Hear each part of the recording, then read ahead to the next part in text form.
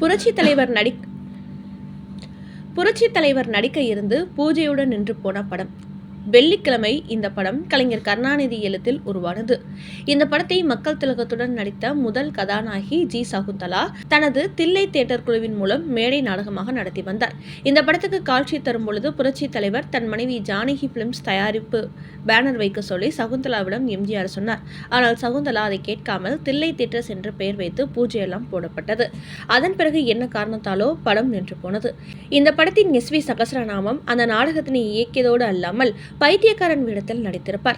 இந்த நாடகத்தின் பிரதான வில்லனாக நடித்தவர் மக்கள் திலகத்தின் மீது அளவற்ற பாசம் கொண்டிருந்த நடிகர் தேங்காய் சீனிவாசன். அன்றைக்கு ஒரு நாள் இந்த நாடகம் முடிந்து தனது மேக்கப் மேனை அழைத்து தேங்காய் சீனிவாசன் தன்னுடன் நடித்த சக நடிகர்களான பி.ஆர். துரை, பி. சிவம், வெங்கட்ராமன் ஆகியோரை தனது காருக்கு அழைத்து வர சொல்லி தன் காரிலேயே அழைத்து கொண்டு ராயப்பேட்டையில் உள்ள அமீன் ஹோட்டலுக்கு சென்று அமர்கிறார். எல்லோரும் அமர்ந்த பிறகு தேங்காய் சீனிவாசன் சொல்கிறார், இங்கே உங்களுக்கு என்ன வேண்டுமோ அதை வயிறார சாப்பிடுங்க என்கிறார். ஒவ்வொருவருக்கும் என்ன வேண்டுமோ அதை கேட்டு கேட்டு வாங்கி கொடுத்து உடனே அமர்ந்து தானும் சாப்பிடுகிறார்.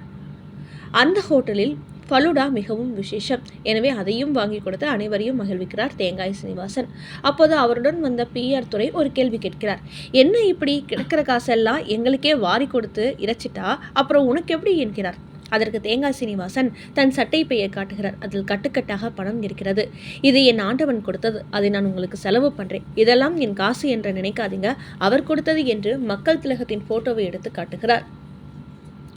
ஆச்சரியத்துடன் பார்க்கும் எல்லோரும் அப்படியா என்கிறார்கள். அதற்கு தேங்காய் சீனிவாசன், நான் மற்ற படங்களில் நடிக்கும்போது சம்பளம் எனக்கு 10,000 ரூபாய் தான். ஆனால் மக்கள் திலகத்தின் படங்களில் நடிக்கும்போது எனக்கு 40,000 ரூபாய் சம்பளம் கொடுப்பார்.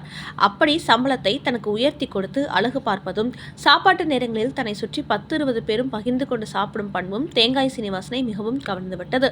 அவரை போலவே மற்றவர்களை சாப்பிட வைத்து அழகு பார்க்க வேண்டும் என்று நினைத்தேன். அதுதான் உங்களையெல்லாம் ஹோட்டலுக்கு அழைத்து வந்தேன் என்கிறார் தேங்காய் சீனிவாசன்.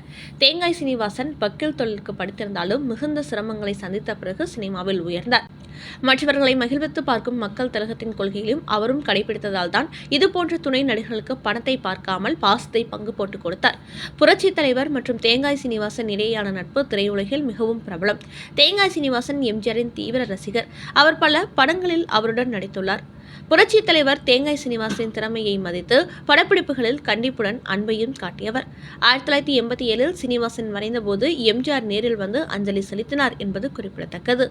எம்ஜிஆர் எப்போதுமே யாரை திட்டினாலும் அதில் ஒரு நியாயம் இருக்கவே செய்யும். எல்லா விஷயத்தையும் ஆராய்ந்து பார்த்துவிட்டுதான் அறிவுரைகளை சொல்லுவார். ஆனாலும் அவரது பேச்சை தேங்காய் சீனிவாசன் கேட்கவில்லை.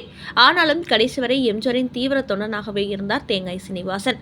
தேங்காய் சீனிவாசனுக்கு குடிப்பழக்கம் இருந்ததால் எம்ஜிஆரிடம் திட்டு வாங்கி கொண்டே இருந்தார். எம்ஜிஆர் ஒரு முறை குடிகாரன் என்ற படத்துக்கு தலைமை தாங்க எம்ஜிஆர் வந்திருந்தார். இந்த படத்தில் யார் ஹீரோ என்று கேட்டதற்கு தேங்காய் சீனிவாசன் என்றார்கள். அதற்கு எம்ஜிஆர் பொருத்தமான ஆளுதான் என்றாராம். ஆனால் அந்த விழாவுக்கு எம்ஜிஆர் வருவது தேங்காய் சீனிவாசனுக்கு தெரியாது. மேடையில் பார்த்ததுமே பதறிவிட்டார். காரணம், நிஜமாகவே மது அருந்துவிட்டு வந்திருந்தார். உடனே எம்ஜிஆர் தேங்காய் சீனிவாசனம் தொழில் செய்யும் இடத்தில் இப்படி குடிபோதையில் வரக்கூடாது என்று கண்டித்துள்ளார். நினைத்ததை முடிப்பவன் படத்தில் வருகின்ற ஒரு காட்சி, சுக்கு காப்பி விற்கும் ஏழையாக படத்தில் தேங்காய் சீனிவாசன் நடித்திருப்பார். தான் கஷ்டப்படும் போது சுக்கு காப்பி கொடுத்ததை நினைவில் வைத்து அவருக்கு 500 ரூபாய் செக் தருவார். இந்நாளில் ரஞ்சித்தாக மாறிய சுந்தரம் என்ற கதாபாத்திரத்தில் நடிக்கும் மக்கள் திலகம் தேங்காய் சீனிவாசன் சொல்வார், துரை, இதுவரைக்கும் நான் 100 ரூபாய் நோட்டை கூட கண்ணால பார்த்ததில்ல. நீ எனக்கு 500 ரூபாய் செக் தந்திருக்க. சத்தியமா சொல்றேன் துரை, நீ நல்லா இருப்ப என்றபடி 500 ரூபாய் நோட்டை கொடுத்த மகிழ்ச்சியில் தான் கொண்டு வந்திருந்த சுக்கு காஃபி டின்னை அப்படியே மறந்துவிட்ட செல்வார். மக்கள் திலகம் அவரை கூப்பிடுவார். என்ன உன் கடையை மறந்துட்ட? பணம் வந்ததும் பழச மறந்துட்டியா என்பார். தன் தவறை உணர்ந்தி வருத்தும் தேங்காய் சீனிவாசன், நான் ஒரு மடையந்துரை, வாழ்வு வந்ததும் கண்ணை மறைச்சிருச்சுன்னு சொல்லுவாங்களே, அந்த மாதிரி 500 ரூபாய் செக்கு என் கண்ணை மறைச்சு போச்சு பாத்தியா. ஆனா நீ 5 அடுக்கு மாடிக்கு வந்து பழச மறக்காம அப்படியே ஸ்டெடியா இருக்க, அப்படியே இருத்தொர என்று வாழ்த்திவிட்டு கிளம்புவார்.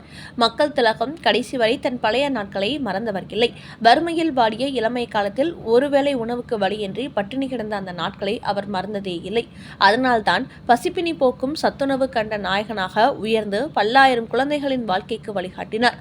அவர் ஏற்றி வைத்த தீபம் அந்த குழந்தைகளின் தலைமுறைக்கு வழிகாட்டும்.